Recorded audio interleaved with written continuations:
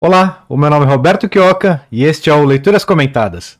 No episódio de hoje eu vou ler o artigo A Educação Estatal Funciona Perfeitamente, por Marco Batalha.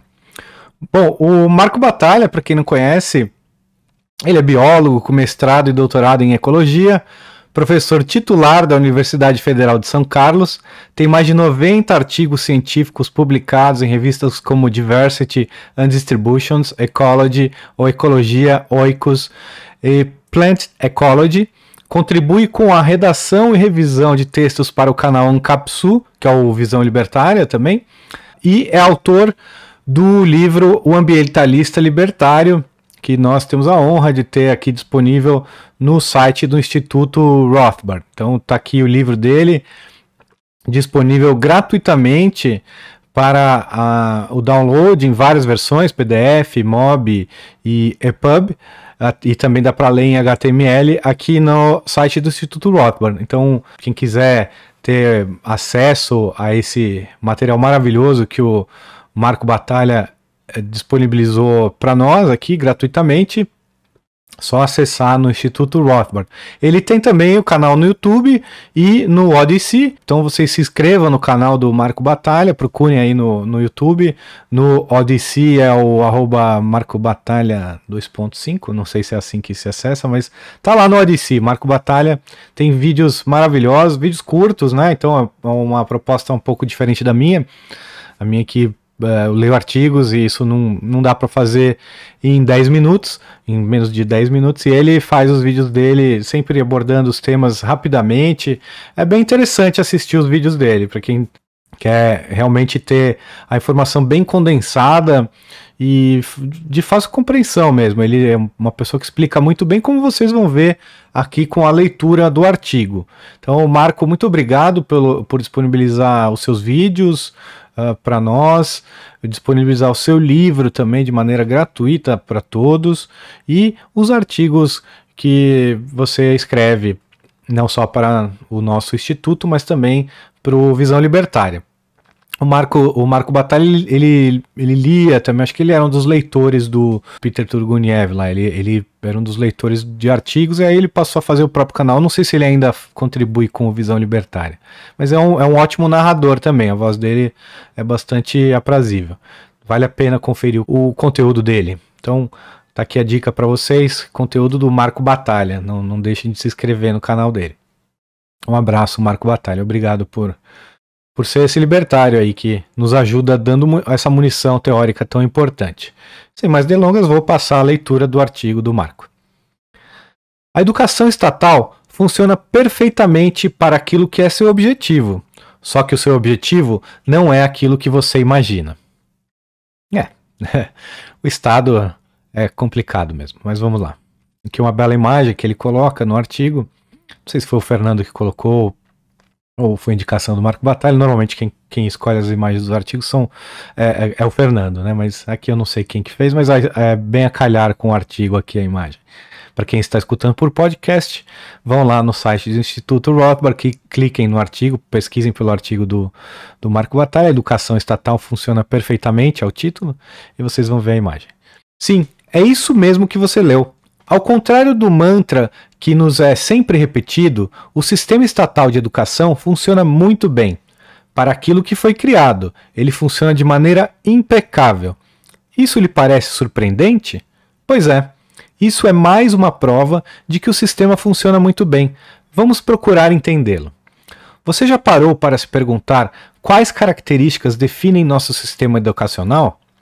Você já se questionou sobre o que é realmente cobrado dos alunos? Você já buscou informações sobre quando, onde e por que esse sistema foi criado? Eu vou passar sem comentário aqui porque ele vai explicar. Bom, vejamos. Como você descreveria o nosso sistema educacional? Vamos lá. Ele é centralizado ao Ministério da Educação, que controla todos os aspectos do que é ensinado nas escolas. Ele é obrigatório. Os pais são forçados a matricular seus filhos em uma escola ou são acusados de abandono intelectual. Nas classes, os alunos todos têm mais ou menos a mesma idade e vem um conteúdo pré-definido. As cadeiras ficam todas umas atrás das outras, arranjadas em fileiras. Os alunos são obrigados a ficarem ali, quietinhos, enquanto o professor fica falando. Para entender de onde vem isso, precisamos ir para a Prússia e voltar um pouco no tempo. O artigo ele é bem escrito, ele vai se desenvolvendo de uma maneira que ele vai explicando tintim por tintim. Então eu vou continuar a leitura e vou colocar os meus comentários mais à frente. A Prússia é uma região europeia que compreende o que é hoje o norte da Alemanha e da Polônia. Em 1525, formou-se ali um estado, cuja capital era Königsberg. Em 1701, esse estado se transformou no Reino da Prússia e sua capital foi transferida para Berlim. O Reino da Prússia foi a força motriz da unificação alemã e passou a moldar de forma decisiva o que seria a história da Alemanha. Os governantes prussianos pertenciam à Casa dos Hohenzollern, uma dinastia que produziu vários príncipes, reis e imperadores. Um dos membros dessa casa era Frederico II, mais conhecido como Frederico o Grande. Marco, desculpa aí que a minha pronúncia do alemão aí talvez seja falha. O Marco, acho que ele sabe alemão, ele conhece a língua. Se não me engano, eu vi algum vídeo dele lá em algum lugar falando uma língua tipo alemão. Não me lembro agora exatamente qual era, mas eu acho que ele é uma pessoa que tem o domínio dessa língua. Eu não tenho, e ele está explicando muito bem aqui a história da Prússia. Até aqui nenhum comentário por conta disso. Frederico o Grande governou o Reino da Prússia entre 1740 e 1786, o mais longo reinado de um Hohenzollern. Durante esse período, ele patrocinou artistas e intelectuais, reorganizou o exército prussiano, obteve várias conquistas militares e venceu a chamada Guerra dos Sete Anos. E o que foi essa Guerra dos Sete Anos? Em 1748, Frederico capturou a Silésia, uma próspera província que pertencia à Áustria. Maria Teresa, a imperatriz austríaca, formou uma aliança para tentar recuperar a província. Assim, em 1756, começou essa guerra, com um lado liderado pela Prússia e o outro por uma coalizão franco-austríaca. É boa essa história aqui. Ela realmente ilustra o que é a educação que nós temos hoje, né? Que ainda é o sistema prussiano. Embora as tropas prussianas fossem mais numerosas, mais treinadas e mais bem armadas do que as de seus adversários, elas perderam várias batalhas de forma humilhante.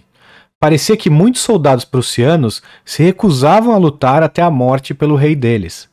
Para esses soldados, com razão, era mais importante se preocuparem consigo e com suas famílias do que se sacrificarem com uma estúpida guerra de conquista. Isso era um problema para Frederico. Como assim? Como soldados fogem de tiros para preservar as próprias vidas ao invés de se sacrificarem pelas necessidades do Estado? Algo precisava ser feito. Artistas e intelectuais, sempre ávidos por uma boquinha, não hesitaram em defender o rei. Para eles, o problema era a natureza individualista da população, que não se preocupava com o coletivo, com o bem maior. Como incutir esse ideal coletivista no rebanho? Sim, começando desde cedo, enquanto ainda bezerrinhos, e não dando nenhuma oportunidade para eles escaparem do curral. Dessa forma, após o fim da Guerra dos Sete Anos, em 1763, Frederico o Grande publicou um decreto regulando o sistema de ensino. Isso ficou conhecido como o sistema educacional prussiano, e em poucas gerações mudou o mundo. Mudou o mundo de pessoas livres para verdadeiros rebanhos de gado, né? É isso que mudou o mundo. Uma massificação de uma educação industrial, mas ele vai explicar. Até então, a educação era bastante descentralizada, sem obrigatoriedade, sem um único currículo e sem turmas com idades pré-estabelecidas. Porém, o decreto de Frederico, o Grande, estabelecia um sistema compulsório de educação primária, financiado por impostos. O sistema era chamado de Volksschule, ou Escola Popular, em alemão. Ele consistia em um ensino primário obrigatório, com 8 anos de duração, em que os bezerrinhos ingressavam com apenas 5 anos.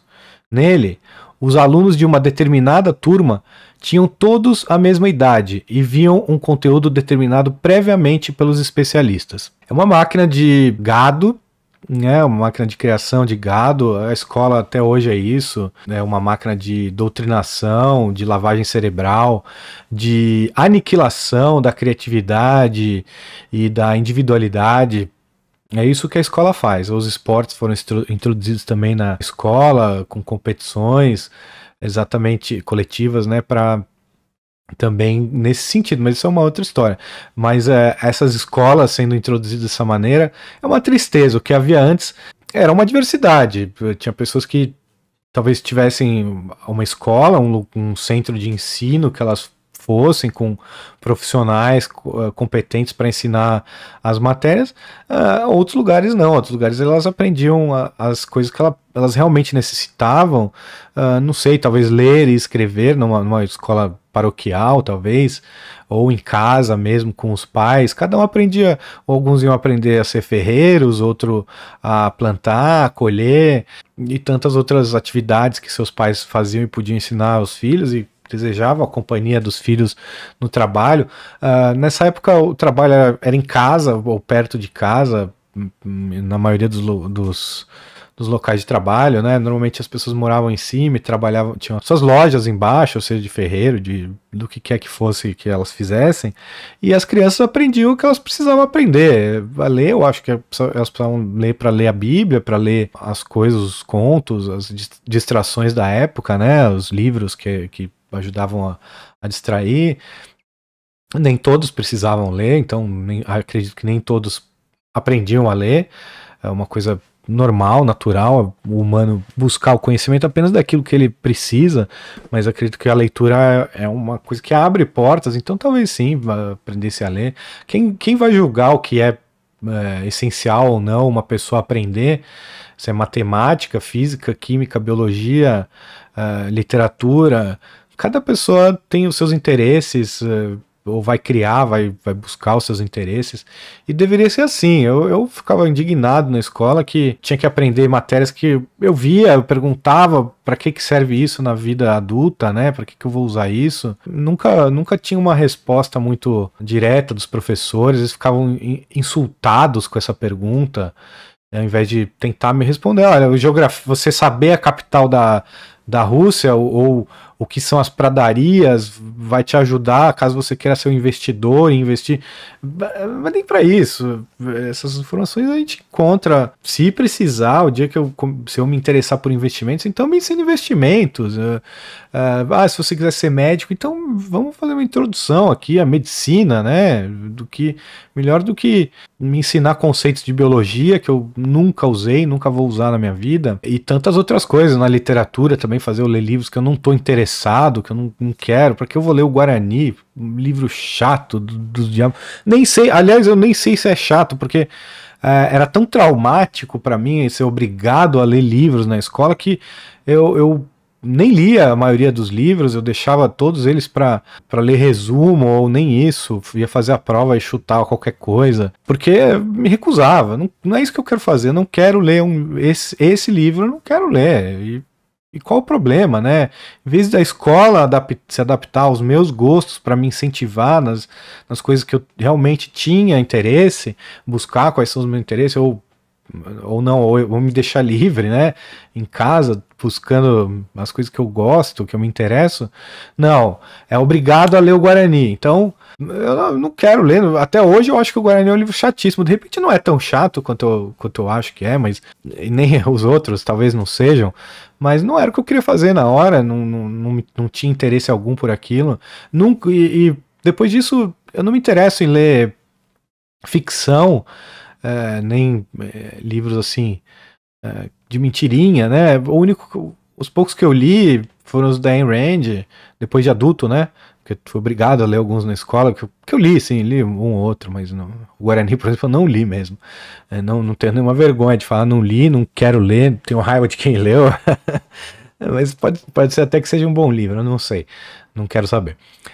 Mas eu li, e eu comecei a estudar de verdade só quando Eu me formei na faculdade, porque até na faculdade eu também tinha que ler uns livros chatíssimos, né? Sobre matérias que não eram diretamente ligados com o que eu fui lá para a faculdade para estudar. Então, para que eu escolhi? Ah, tô velho, agora eu escolho uma faculdade. Nossa, que maravilha.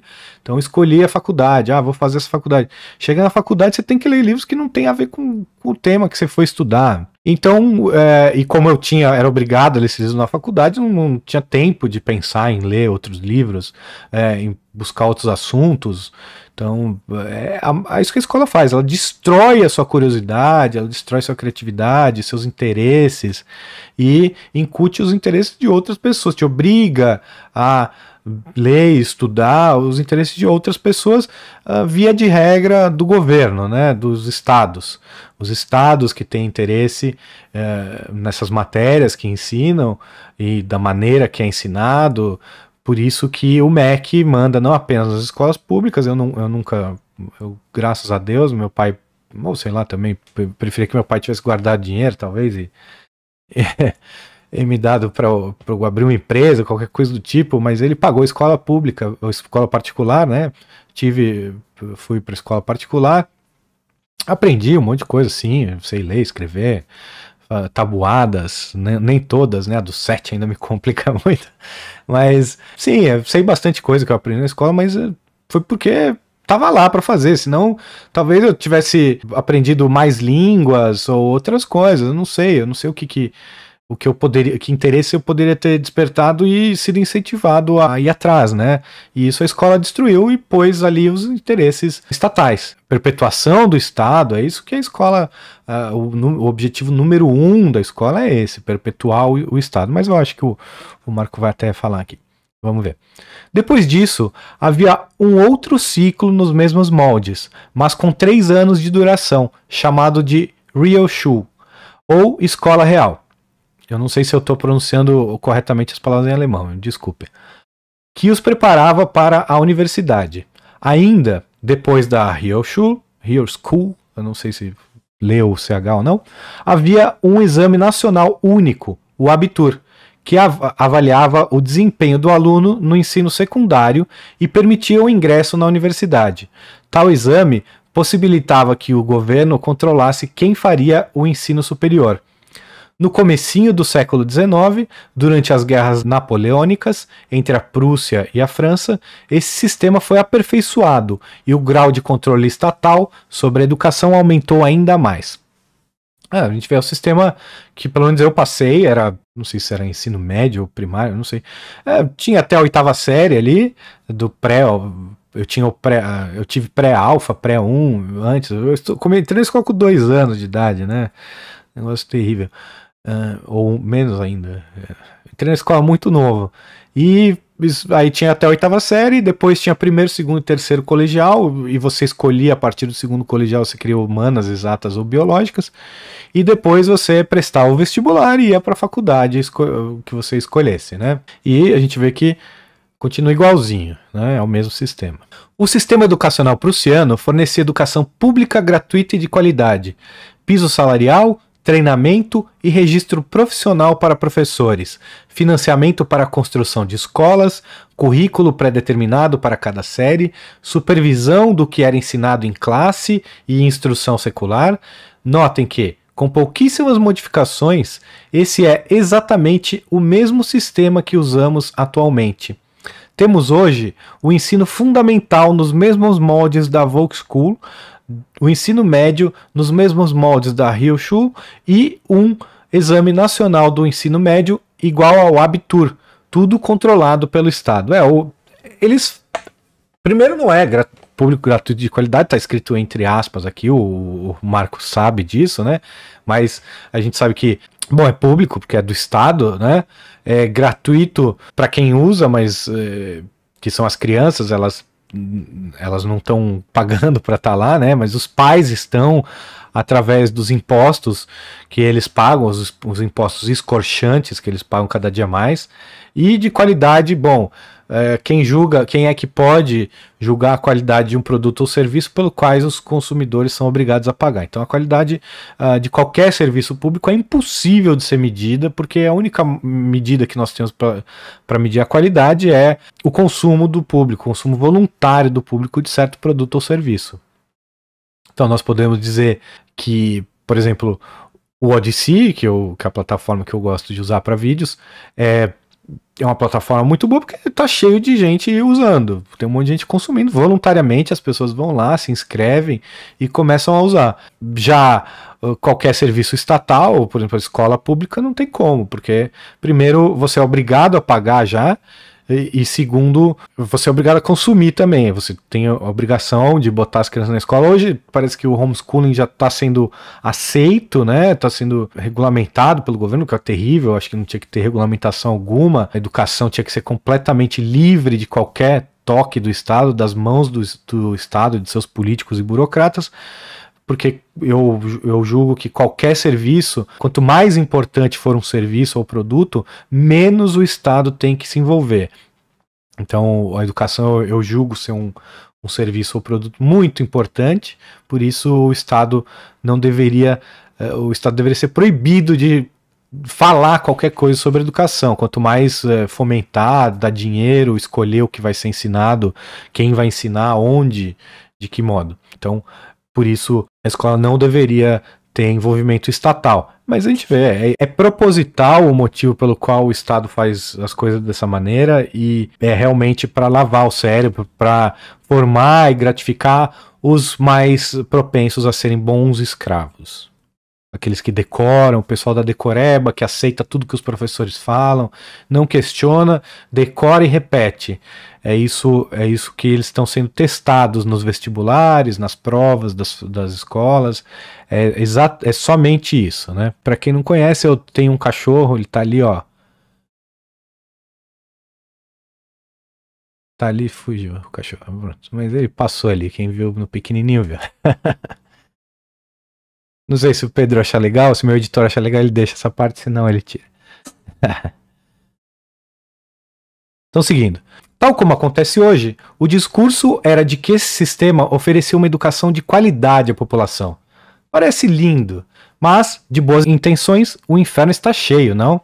Na verdade, esse sistema fazia com que, periodicamente, saíssem das escolas pelotões de cidadãos mais ou menos com a mesma mentalidade, devidamente obedientes, disciplinados e dispostos a se sacrificarem pelo rei. E, literalmente, pelotões. Seu objetivo era formar soldados de ambos os sexos, quaisquer que fossem os setores da sociedade em que passassem a atuar. Tendo sido doutrinados por anos, eles raramente questionavam o sistema político vigente. Como eu acabei de comentar, é isso. O desejo é formar realmente um exército de cidadãos obedientes e que vão repetir a exaustão tudo que foram ensinados sem questionar. E é isso, a escola realmente não é o lugar, a escola prussiana, né, não é um lugar muito propenso a formar libertários, né, a não ser aqueles que se revoltam com os professores. Então, eu acho que isso me ajudou, eu sempre fui uma pessoa, eu sempre questionei os professores, me ajudou a sei lá, buscar conhecimento por aprender, a buscar conhecimento de maneira autodidata também, mas me atrapalhou na escola. Na escola eu não era o aluno ideal, eu estava longe disso, eu fui reprovado algumas vezes, eu tive problemas disciplinares com a escola, mas não porque eu era mal, eu brigava com os coleguinhas, nada disso, porque eu questionava os professores. Eu gostava muito de fazer brincadeiras também. Isso não era aceito, né? Não podia. E tudo bem, né? Não poder. Eu acredito na disciplina também. Acho que disciplina é importante. A escola pode ensinar disciplina. A escola que eu estudei, a maior parte da minha vida era uma escola bastante rígida nessa questão. E aí, realmente, não me adaptei muito bem lá. Fiz muitos amigos, mas na parte dos estudos mesmo, eu não fui bem, não. Eu nunca fui muito bom de decorar e repetir. Isso, eu tenho uma certa dificuldade de fazer isso. As coisas que eu lembro é porque eu me interesso, então eu lembro muito de frases, eu lembro dos artigos todos que a gente publicou, que eu li, porque realmente é o meu interesse. As coisas que eu me interesso, eu guardo, eu lembro, as coisas que eu não interesso, eu escuto, entra por um ouvido e sai pelo outro. E principalmente bullshit, né? As coisas que eles querem empurrar à força, né, pra gente. Acho que por isso que eu não saí ileso da escola, não acho que eu sou um super-homem de jeito nenhum. Eu saí sim da escola bastante socialista, estatista. O que me curou foi realmente o meu irmão Cristiano e Fernando, que começaram a estudar muito antes que eu o libertarianismo, a escola austríaca, e me jogaram na cabeça os livros. Não, na verdade eu me interessei, eu pedi pro Cristiano, comecei a ler os livros que o Cristiano tinha lá na estante dele e me interessar. Comecei com livros de economia, nada a ver com libertarianismo, como Galbraith, um comunista, mas para mim, que já era socialista, o Galbraith parecia um liberal, né? Mas eu nem sabia que eu era socialista, eu achava que eu era extrema direita. Imagina, eu era apoiador do Paulo Maluf. E eu achava que eu era direitista. E imagina que choque para mim me deparar com o fato de que eu não era diferente do PT, né? Era a mesma coisa, só que com a camiseta diferente. O Maluf é socialista, sempre foi socialista também, né? Então, é um choque, mas comecei a ler Galbraith, depois Milton Friedman, e depois, debatendo com meus irmãos e tudo, comecei a ler Hazlitt, Mises, Rothbard, aí não teve mais fim, e depois disso eu li várias outras coisas das pessoas que achavam que estavam refutando, né, o libertarianismo da escola austríaca, e não achei nada que refutasse, por isso que continuo austríaco, libertário, até que alguém refute. Se alguém conseguir refutar aí o Hans Hermann Hoppe, o Mises, essa turma aí, não, e tudo, claro, uma coisa ou outra você pode. O Hoppe, ele gosta de botânica, se for discutir botânica com ele, você é um botânico aí, talvez você até saiba mais que ele disso, eu duvido, porque ele sabe bastante, mas não é o assunto dele. Neste assunto escola austríaca de economia, a Mises talvez fosse em conteste, se bem que a teoria dele já evoluiu, né? Mas para a época ninguém refutou ele. E assim como o libertarianismo, ninguém refuta, porque é irrefutável, né? Axiomático, lógico, dedutível, não há refutação. Então é o seguinte: não por acaso o Império Prussiano se expandiu após a adoção desse sistema. A partir de 1864, houve uma série de vitórias prussianas sobre os franceses. Em 1866, após uma clamorosa vitória em Königgrätz, Albrecht von Roon, ministro prussiano da guerra, declarou: a Batalha de Königgrätz foi decidida pelo professor primário prussiano.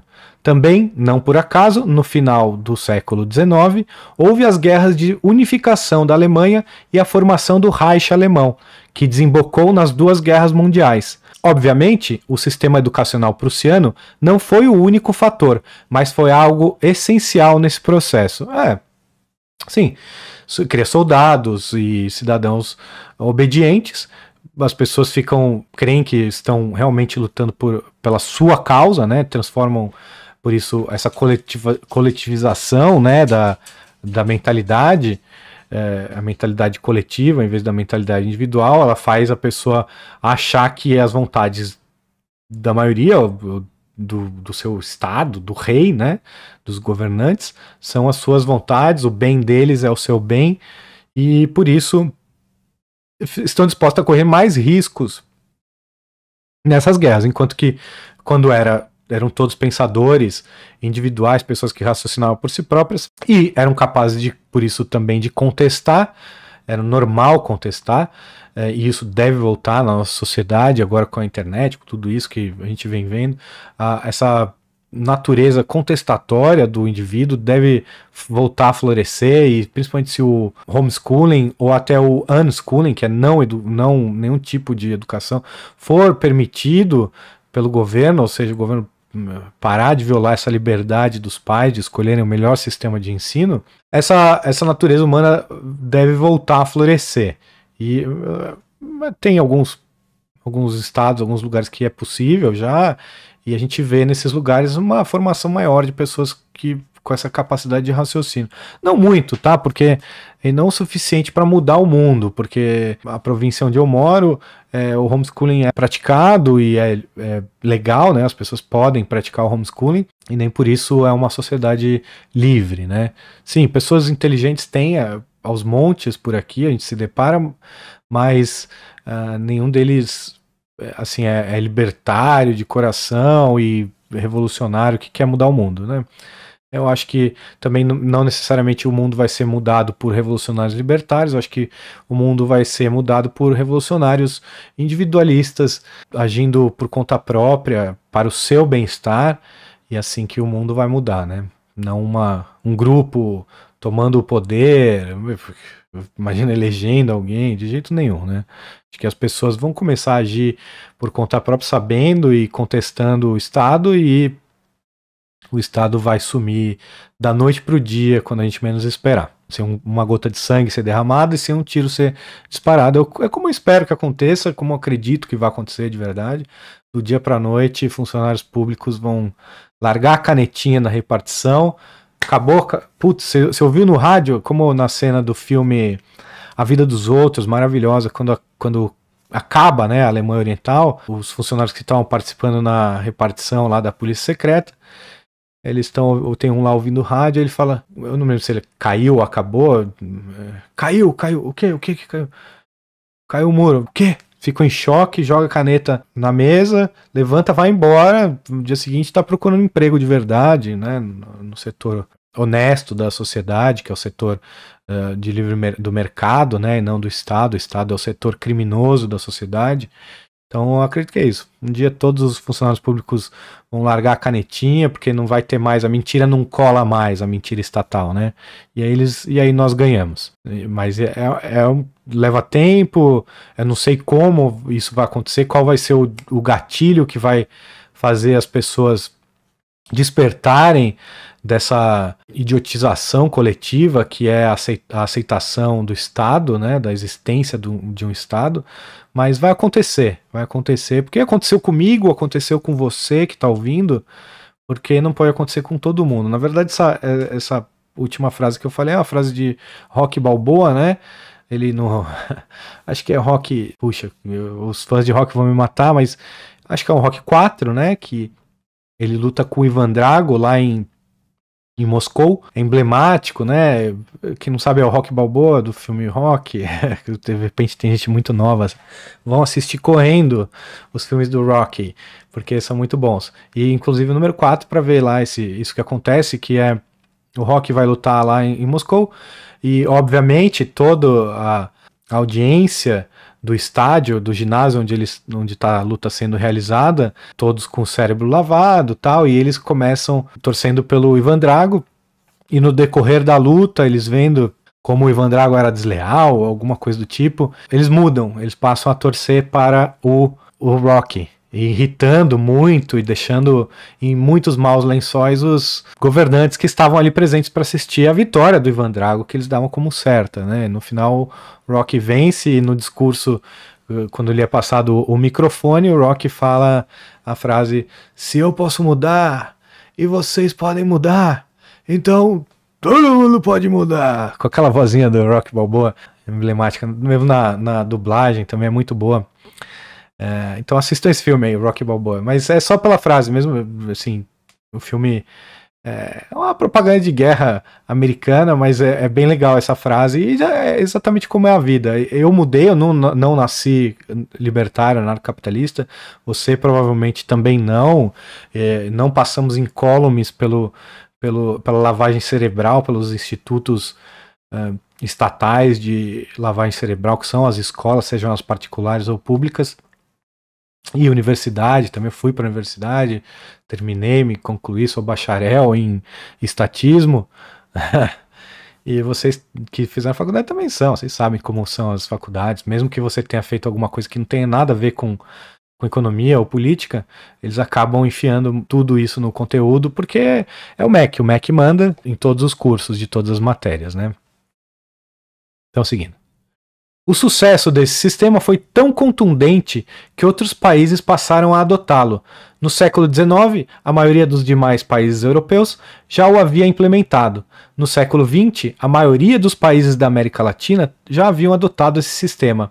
Aqui no Brasil, ele começou a ser implementado já no final do período imperial. Atualmente, quase todos os países seguem o modelo prussiano.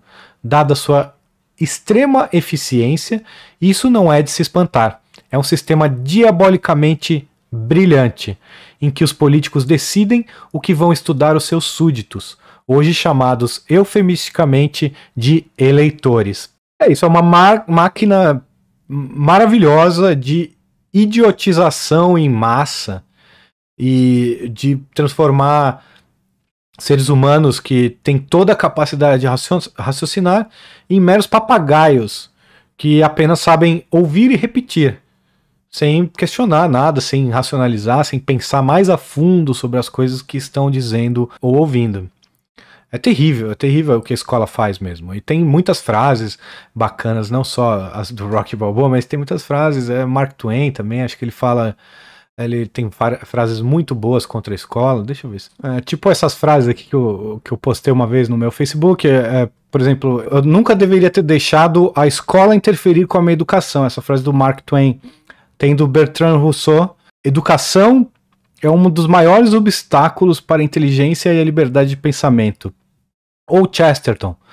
Educação é o período no qual você está sendo instruído por alguém que você não conhece sobre algo que você não quer saber. Maravilhoso. A Margaret Mead era uma autora de livros também. Minha avó queria que eu tivesse uma educação, então ela nunca me colocou na escola. Ou então o Paul Simon. Quando eu penso em todas as besteiras que eu aprendi na escola, é maravilhoso que eu ainda possa pensar. Ou então o Stalin, né? Aí a frase do Stalin.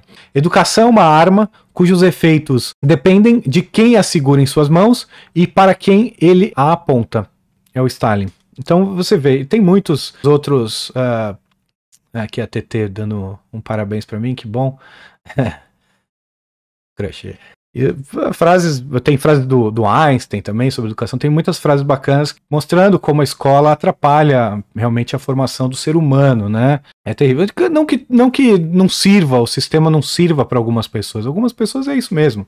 Elas só têm capacidade de fazer isso, de ouvir e repetir. Essas pessoas talvez vão continuar numa sociedade livre, se o dia que chegarmos no libertarianismo, numa sociedade anarcocapitalista, talvez continuem em centros de educação, passando sua infância em centros de educação, como são as escolas regidas pelo Estado hoje. Então, isso pode acontecer, mas eu duvido que a maioria, não 100%. Existem vários tipos e maneiras de educar as crianças, e não é só uma, não é só a escola do jeito que a gente conhece para todo mundo. Isso é errado, é completamente um crime contra a nossa inteligência, contra até a prosperidade da humanidade. A diferença faz a gente ficar mais rico e não a igualdade, a conformidade, né? Você aprendeu algo sobre a história desse sistema na escola? Claro que não. É fundamental manter os bezerrinhos ignorantes do que está por trás dele. Da mesma forma, você não aprendeu o que é uma moeda fiduciária. Como funciona o sistema de reservas fracionárias, para que serve o Banco Central, que a democracia é o Deus que falhou, que imposto é roubo e assim por diante. Melhor ficar assistindo a aulas entediantes, estudando matérias inúteis, decorando fatos que nunca vai usar na vida, sendo ensinado que sem o Estado cairíamos na barbárie e que tudo é culpa do capitalismo malvadão, não é verdade? É terrível. Escola é o centro de doutrinação esquerdista, estatista, socialista. Não que os direitistas, quando assumem o poder, eles fazem diferente, né? Não, eles querem usar essa arma para eles mesmos. Até uma rixa que a gente tinha com o pessoal. Uma rixa, quando surgiu o movimento Escola Sem Partido e tal, eu até entrei no grupo do Orkut deles ali, debatia um pouco lá no grupo deles, mas eu sou contra. Eu acho que não é para proibir que o socialista ensine seu filho o socialismo, as coisas por essa perspectiva. É simplesmente haver opção. A gente luta para que haja opções, para que as escolhas sejam completamente 100% livres. Então não me venha dizer, mas você tem a opção de, vamos supor que o governo vira benevolente e fala assim, você tem a opção de não mandar seu filho para a escola pública ou regulamentada pelo MEC. Ok, sim, mas posso eu não pagar também a escola do MEC? Porque a maioria das pessoas, depois que pagou os impostos, não sobra dinheiro para pagar uma educação privada, né? Então, porque então você não está dando escolha para essa pessoa.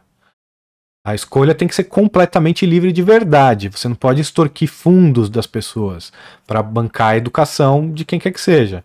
Tenha essa pessoa filhos ou não. Seja para o filho dela própria ou não. Deixa que eu pago a própria escola do meu filho. E se eu não tiver dinheiro, eu vou buscar uma escola de caridade. Ou vou educar meu filho em casa. Ou vou educar meu filho de uma outra maneira, mais barata. Eu vou botar o meu filho em algum currículo de homeschooling na internet. Porque você não precisa. As pessoas acham que para você fazer homeschooling você precisa ser um gênio, né? Que saber português, matemática, física, ensinar tudo para seus filhos. Não. Você não precisa ter currículos online. E antes do online já tinha por correio. Então, livros. Não precisa ser um gênio, não se preocupem, não é assim. Homeschooling não é você, o professor. Você é o educador do seu filho, por obrigação divina, né? Mas você não precisa ser o professor de todas as matérias, ou entendido de todas as matérias, para que isso aconteça, para que ele tenha essa educação. Graças a Deus, e hoje, com ferramentas maravilhosas online, eu tenho certeza absoluta que seu filho pode encontrar professores 1 milhão de vezes melhores do que a escola do seu bairro pode oferecer, né? Vamos evoluir, né? E a escola realmente tem que passar por uma transformação gigantesca agora com a internet. É um absurdo que ainda não tenha havido essa verdadeira revolução na educação das crianças. Como que a gente não tem o maior físico do mundo gravando aulas de física para os 3 anos de escola? Ele faz isso uma vez, ele grava lá no vídeo, como eu faço aqui essas aulas para vocês, nem são aulas, são só meus pitacos aqui, mas por que não tá o maior físico do mundo gravando o primeiro, segundo e terceiro colegial de física? Faz isso 3 anos, ele grava durante 3 anos e pronto, nunca mais precisa um aluno entrar numa aula de física, é só ir lá entrar nos vídeos dele, ver as aulas e fazer os exercícios e pronto. É isso que os professores, é isso que muitos professores fazem. Muitos professores nem preparam as aulas, eles recebem os livros texto, eles falam sobre o livro texto e pronto. É mais ou menos o que eu faço aqui, né?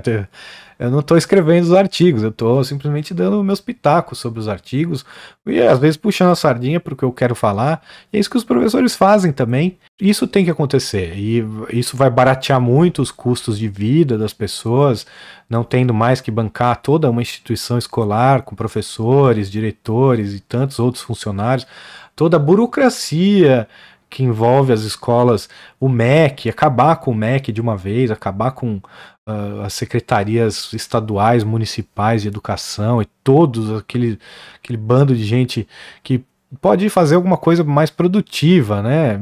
Pode ser até mesmo na educação, mas vamos ver o que dá para fazer, né? A gente não sabe como vai funcionar exatamente tudo, né, nessa revolução digital, mas é possível que tenha espaço para todo mundo, é possível que não, eu não sei, pode ser que eles virem corretores de exercícios, então os alunos fazem em casa, e se quiserem o serviço de alguém corrigindo pessoalmente exercícios que não podem ser corrigidos online. É o caso de testes de inglês, eu tive que fazer recentemente um teste de inglês, tinha muito tempo que eu não fazia uma prova, e aí eu fui estudar online, tem os testes online lá para você fazer, mas você só consegue fazer o teste de leitura, que é o que tem múltiplas escolhas, e o teste de ouvir. Então, os outros testes de escrita e de fala, não tem como você fazer online e o computador te corrigir. Então, se você quiser alguém corrigindo sua prova para ver como você está antes de fazer a prova, os seus exercícios, né, antes de você ir fazer a prova, você tem que pagar alguém. Pode ser que eles encontrem função nisso, ou em alguém que fica com dúvidas das aulas do mestre de física, né, das aulas online do Udemy ou de qualquer um desses sites de cursos, ficou com dúvida, tem um professor online, você pode, tem aplicativos já de inglês, pelo menos, não sei de outras matérias, que você pode tirar suas dúvidas, por que não? Aí eles encontram um novo propósito aí, e vão fazer alguma coisa mais produtiva, se não tiver realmente o que fazer. Ai, mas o cara estudou física a vida inteira, dá aula de física há 20 anos, vai desempregar o cara. Poxa, infelizmente é o que aconteceu no mundo. O mundo, felizmente, né? O mundo ganhou eficiência e hoje não precisa mais o cara que aprendeu com um cara que sabe muito de física e no livro, não sei o quê. Hoje as pessoas podem ir todas diretamente no melhor e aprender lá. Não tem motivo para não ser assim. Não tem nenhum motivo hoje para não ser assim. Então, seguindo, o sistema de educação estatal, baseado no modelo prussiano do século XVIII, trata os alunos como meros instrumentos de manipulação, a serem moldados para servir ao Deus-Estado. E note que o fato de uma escola ser privada faz pouquíssima diferença. Mesmo nesse caso, ela precisará seguir a base curricular nacional, determinada previamente por tecnocratas estatais. Estará subordinada ao Ministério da Educação. Terá em seu quadro professores que passaram pelo mesmo sistema e procurará formar alunos que tenham um bom desempenho no exame nacional. Perpetuar esse sistema e por exemplo, então para que eu vou estudar tal coisa? Assim, o professor não conseguia responder porque, a não ser falar assim, você pode um dia ser professor de história, ou de geografia, ou do que seja. Era essa a resposta. Revoltante. Muitos anos perdidos, né, na escola. É terrível. Você já se perguntou por que o ensino domiciliar é tão combatido pelas máfias estatais? Porque, para elas, é fundamental manter o controle absoluto sobre a educação. Hoje vemos a eficiência de tal modelo. Quando os cidadãos questionam algo, raramente vão ao cerne do problema. Normalmente o fazem de forma superficial. Por exemplo, quando os senhores bovinos gadosos brigam entre si por esta ou aquela facção criminosa, também chamadas de partidos políticos, estão apenas brigando para decidir por quem vão ser chicoteados pelos próximos 4 anos. Eles jamais questionam o porquê de serem chicoteados. Não ensina as pessoas a pensar, a questionar, que é o que a gente quer ensinar as crianças a fazerem. Se você está ensinando português, matemática, você está enfiando coisa na cabeça dos seus filhos. Você não está ensinando. Se você ensina ela a ter interesse, a questionar, a pensar por si próprios, você a habilita com essas armas, elas têm aqui na cabeça delas, elas têm tudo necessário para conseguir as informações que elas se interessam. Obviamente elas vão ter informações muito melhores, vão adaptar e assimilar as informações muito melhor do que elas fariam se elas fossem obrigadas, chicoteadas ali. Então por isso que as pessoas saem da escola burras, ninguém lembra nada. Pergunta a fórmula de Bhaskara para seus amigos da escola. Coisa ficou sendo martelada na nossa cabeça durante tanto tempo. Se as pessoas não lembram nem disso, o que dirá das outras fórmulas, das outras coisas que aprenderam na escola? Tempo perdido, literalmente perdido. Claro, eu acho que crianças muito pequenas, elas não têm discernimento para saber o que pegar ou não. Você pode instruir ou direcionar os seus filhos a aprenderem as coisas que você acha mais importantes. Não tem problema algum. Se você errar também, é o seu filho, não é o filho de todo mundo junto de uma vez. Então por isso que é tão perigoso ter esse poder na mão do Estado, porque ele pode educar todo mundo, ensinar todo mundo a ser mal. E isso a gente observou durante a história do mundo muitas e muitas vezes, né? Portanto, para o objetivo para o qual foi criado, o sistema funciona perfeitamente. Ele é muito bom para doutrinar, incutir passivamente e induzir obediência. Porém, para o aprendizado, para o desenvolvimento de senso crítico, para o fomento de pensamento independente e para a busca de soluções para problemas reais, esse sistema é muito ruim. Procure escapar dele de todas as maneiras possíveis. Se puder, eduque-se em casa. Considere aprender habilidades que não dependam da educação formal. Procure cursos disponíveis eletronicamente. Hoje em dia, finalmente temos como escapar da pseudoeducação estatal. Mais ou menos, o Marco já narrou esse artigo, eu estou vendo ali no final, mas mais ou menos dá para fugir da educação estatal. Sim, você dá para dar educação a mais para os seus filhos, mas a regulamentação que eles estão preparando para o homeschooling no Brasil, pelo menos, vai sem dúvida nenhuma obrigar os pais a educarem ou fazerem, mandarem seus filhos fazerem um exame para ver se eles estão aprendendo as coisas que o MEC quer que elas saibam do jeito que eles querem que eles saibam, senão vão tirar a guarda dos filhos, essas coisas, vão falar que é abandono e tal. Mas, olha, mesmo o abandono intelectual é melhor do que o que ensinam na escola. É um crime realmente o que eles fazem na escola, destruição da individualidade da pessoa, a transformação do indivíduo em escravo, em gado mesmo, né? É terrível, terrível, terrível. Destrói o interesse e a capacidade de questionar e de raciocinar das pessoas. E premia com bons cargos, né? A gente vê aí nas faculdades, nos governos, pessoas que atingiram o topo desse sistema, PhDs e tal. É esse povo que quanto mais doutrinado, mais tempo ficou, mais doutrinado é, com raras exceções, obviamente, né? A gente tem aí mundo afora pessoas que refutam, né? Que a escola seja tão eficiente assim para doutrinar, mas a gente vê que são poucos, né? Então a regra continua valendo, funcionou na Prússia, continua funcionando no Brasil e no mundo, esse sistema de doutrinação, e é terrível, e é isso que a gente tem que lutar realmente no Brasil. Como eu estava falando, a regulamentação que vier com certeza vai trazer a obrigação ainda de doutrinar os filhos em casa. Então, se eles conseguirem fazer isso com sucesso, é capaz deles acabarem realmente com as escolas e obrigarem os pais a fazerem esse trabalho de doutrinar os filhos em casa, o que seria até mais perverso do que a educação pública, né? Porque hoje você pode ainda diferenciar a família das escolas, né? O seu pai, se ele for zeloso, ele pode, você chegar em casa, ele pode querer saber o que você aprendeu no dia, e você, ao explicar, ele vai te dar uns toques falando: não, filho, isso tá errado, imposto é roubo e tal, pode falar, te ensinar a vida, as verdades do mundo, né? O seu pai pode fazer, e se ele for obrigado a te ensinar o que é errado, pode se tornar uma coisa pior, né? Não sei. Porque aí ficará ainda mais difícil para as crianças contestarem o que elas aprenderam, sendo que veio da autoridade máxima da vida delas, que são os pais, né? Aquele conhecimento. Então, cuidado também, porque mesmo que você se eduque em casa, você pode ser mal educado em casa. Seus pais podem estar errados sobre muitas coisas, eles podem ser socialistas, eles estão errados sobre praticamente tudo, né?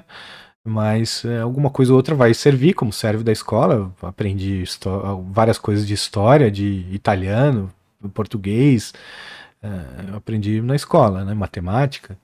É útil, algumas coisas úteis, mas a maioria, 90%, não era útil, não era interessante, e era realmente muita coisa com viés político.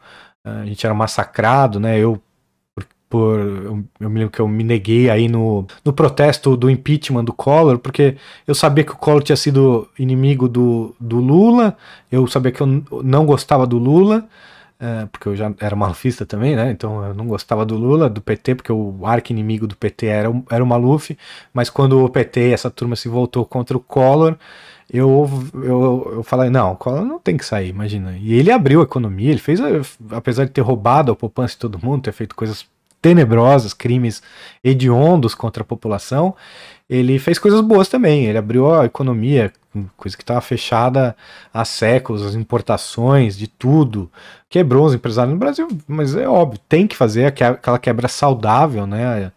A destruição criativa, que é, poxa, não dá para você fazer carro no Brasil, a gente não tem tecnologia, não tem nada, então vamos comprar de fora os carros, é melhor, é mais barato e sem imposto.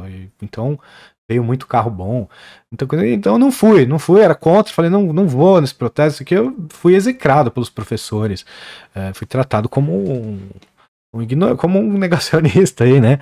E a gente viu que foi a medida errada mesmo de ser tomada, aquilo que provocou a volta, o fim, né, o interrompimento da abertura comercial que o Brasil vinha passando, a volta de impostos de importação, tudo aquilo, e o PT no poder. E eu sabia que, eu já era criança ainda, adolescente, mas sabia que aquilo não era bom, aquilo que eles estavam querendo não pode ser bom. Se o PT está querendo, não é bom. E continuem com essa máxima: qualquer coisa que o PT queira não é bom, é errado, é ruim.